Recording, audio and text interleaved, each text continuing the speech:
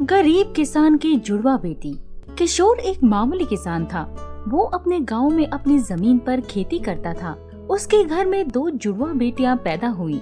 उसने उनके नाम टीना और रीना रखे, लेकिन रीना बहुत बीमार रहती थी। किशोर ने उसे कई डॉक्टरों को दिखाया, मगर उसकी तबीयत में कोई बदलाव नहीं आया। एक दिन टीना रीना के मामा उनके घर आए और उनके पापा से यानी किशोर से कहा, जीजा जी, ये रीना इतनी बीमार रहती है, इसकी वजह से टीना भी बीमार हो सकती है। एक लड़की मुझे दे दो, मैं उसका पालन पोषण करूँगा और जब टीना ठीक हो जाए तब आप टीना को ले आना। किशोर ने बहुत सोचा और बोला, ठीक है, अगर ऐसे मेरी दोनों बेटियां ठीक रहेंगी तो यही करना सही रहेगा। तब उसने टीना को उसके मामा के साथ भेज दिया और रीना बीमार रहती थी, उसे अपने पास रखा।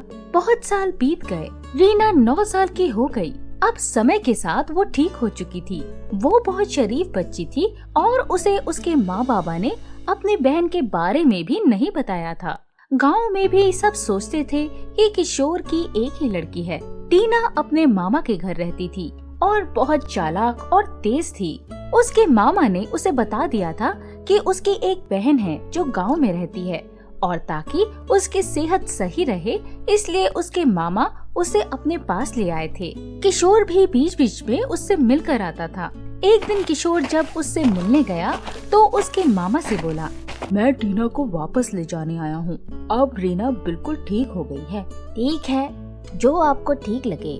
किशोर अपनी बेटी टीना को लेकर घर पहुँचा। जब तक रात हो चुकी थी, किशोर घर जाते ही अपनी पत्नी से बोला, अंजलि, देखो तो जरा कौन आया है। अरे, आप रीना के लिए नए कपड़े लाए हो, कितनी सुंदर लग रही है। ये रीना नहीं, हमारी बेटी टीना है। अंजलि ये सुनकर खुश हो गई और टीना को गले से लगाते हुए बोली, आप मेरी बेटी को ले आए, अब हमारी दोनों बेटी एक साथ रहेंगी। रीना आवाजें सुनकर कमरे से बाहर आई और देखा कि उसके जैसी एक लड़की उसके पापा के साथ खड़ी है। वो हैरान होकर बोली, ये कौन है? उसके मम्मी पापा ने आज उसे सारी बात बताई। वो खुश होते हुए बोली, मेरी जुड़वा बहन है, अब मैं इसके साथ खेला करूँगी।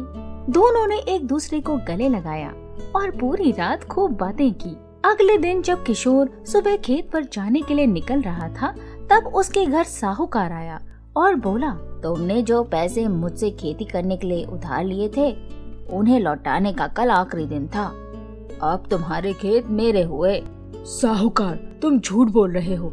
मैंने तुमसे 4 महीने के लिए उधार लिया था, अभी 3 महीने ही हुए हैं। अगले महीने जब फसल बिकेगी तुम्हें पैसे मिल जाएंगे। वो मुझे नहीं पता, तुमने खुद ही तो कागजों पर दस्तखत किए थे, चाहो तो देख लो। इतना कहकर वो हंसते हुए वहाँ से निकल गया। किशोर समझ गया कि उसके साथ धोखा हुआ है। किशोर जब खेत में पहुँचा तो वहाँ साहूकार के आदमी पहरा दे रहे थे। किशोर ने गुस्से में उन्हें पीटकर भगा दिया। साहूकार ने किशोर पर पुलिस केस कर दिया और उसे जेल में बंद करवा दिया। घर जब ये बात पता चली तो अंजलि और रीना बहुत दुखी हो गए, लेकिन टीना कभी नहीं घबराती थी। वो अपनी माँ और अपनी बहन से बोली, हम साहूकार का भांडा फोड़ देंगे और पापा को जेल से निकाल लेंगे और अपनी जमीन भी वापस लेंगे। पर ये सब हम कैसे करेंगे? सबसे पहले इसके लिए सारे गांव में खबर फैलानी होगी कि रानी बीमारी के कारण मर चुकी है। अंजलि ने अपनी सहेलियों के जरिए ये खबर गांव में फैला दी कि रानी बीमार तो थी ही, इसलिए भूख प्यास की वजह से वो मर गई। साहूकार को भी ये खबर मिल गई थी। उस रात जब साहूकार रात को सो रहा था, तब रीना और टीना साहूकार के घर गईं और उन्होंने साहूकार को डराना शुरू कर दिया। साहूकार की नजर जहाँ भी पड़ती उसे रानी ही दिखाई देती। कभी घर का सामान गिरा दे तो कभी लाइट्स ऑन ऑफ करे, कभी उसके दोनों तरफ रीना ही खड़ी मिलती। उसे यकीन हो गया था कि किशोर की बेटी रीना का भूत उसके घर घुस गया है। फिर रीना और टीना एक साथ बोलने लगी, मेरे पापा की जमीन लौटा दो, मेरे पापा की जमीन लौटा दो। साहूकार अब बहुत ज्यादा डर गया और बोला, मुझे माफ कर दो, तुम असली कागज ले जाओ, तुम सब कुछ रख लो। इतने में ही गेट के पीछे से पुलिस इंस्पेक्टर निकले और साहूकार को अरेस्ट कर लिया। गांव वालों ने ही इंस्पेक्टर को बताया था कि साहूकारों ने कई किसानों के साथ यही किया है, इसलिए पुलिस भी प्लान में शामिल हो गई थी।